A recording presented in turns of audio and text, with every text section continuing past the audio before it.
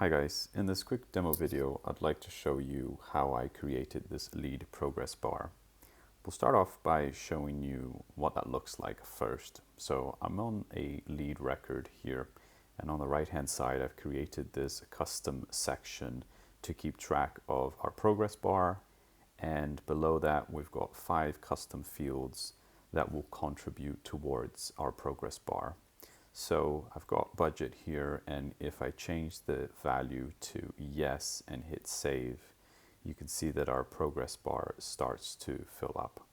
So if I do the same for the field below, and I'll select yes and save, we're gradually filling up our progress bar until we reach 100%.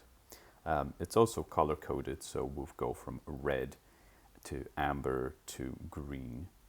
And so if I select yes to need, we'll see that we'll now go from a red to amber. And if I do yes for timeline, we'll fill up a little bit more. And then the last one, which is just location, I'll select a value here.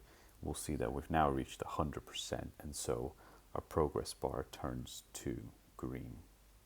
So how does this work? On the back end, first, what we need to do is we need to create a lead score field. This is a formula percentage field, and we will then reference each of our custom fields in this formula and allocate a percentage based on the value of the field. So just to clarify, I'm using 5 custom fields, and they're all pick list fields.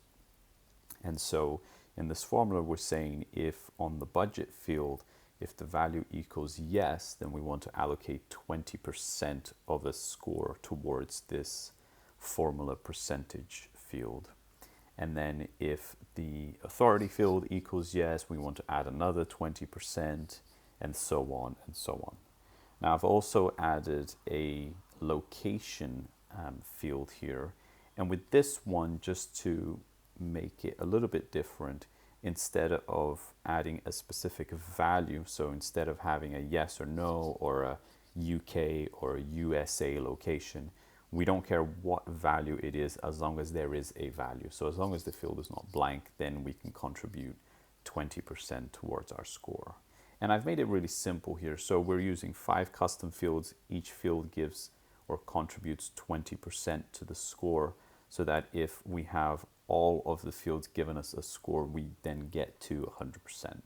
And I'm also using the BANT qualification system here for leads.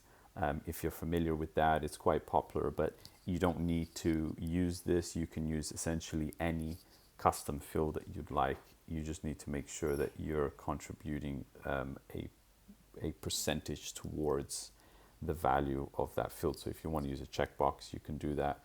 And if it equals true, then you can contribute 20%.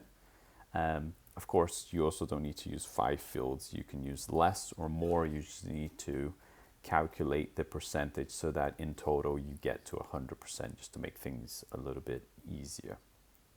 So this is the first thing that we need.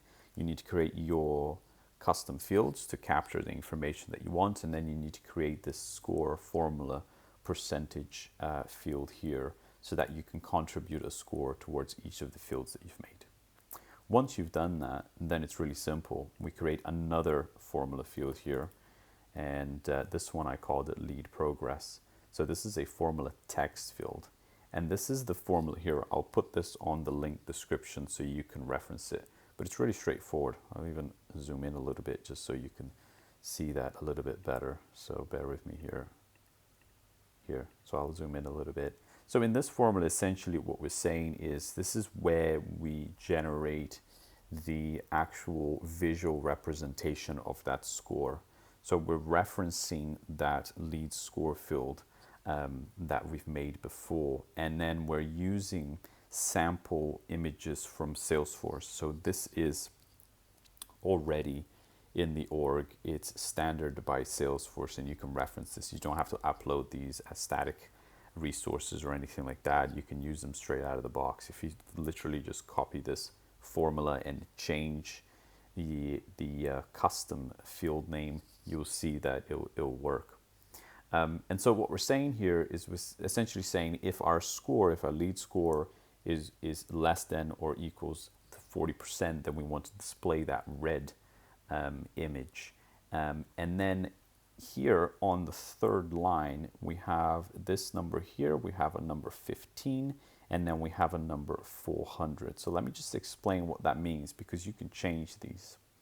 So 15 represents the thickness of the bar. So if we go back to our Salesforce here, and I'm just going to bring this back down to 100%.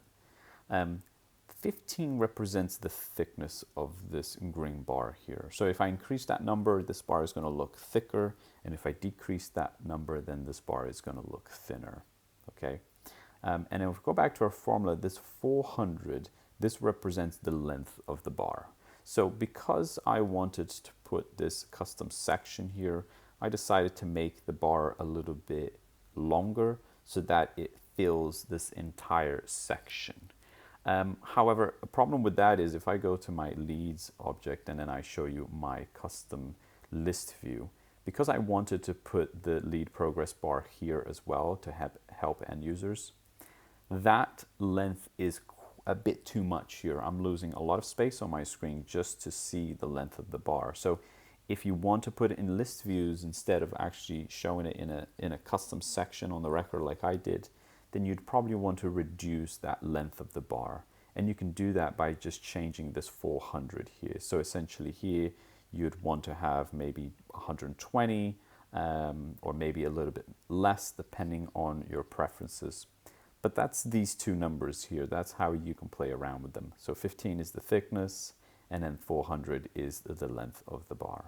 So just a quick summary of how our formula works. Essentially saying if our lead score value is less than or equal to 40%, then we want to display this image here on the line just below it, which is the red image, with a thickness of 15 and a length of 400 pixels.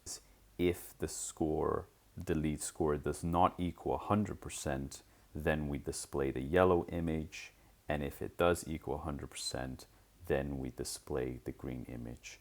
And that way we've accounted for 0 to 40% being red, 100% being green, and then anything in between being yellow. And that's essentially how it works. It's really straightforward. The only downside to this is that, of course, you do need to save every time. You need to save the record in order for the lead progress bar to be reflected. So if I go into a lead record here, you see we've got a full bar. Now, if I was to change budget to no, nothing happens until I save the record. And it's only when I save the record that that formula field will then calculate the result. Especially when sometimes you want to make some changes. For example, you want to make multiple changes in one go, and then you don't actually see how that reflects until you hit save. So it's one of the downsides, but other than that, it's really easy to set this up. But hopefully this gives you an idea of how this works. I hope this video was helpful. Until next time.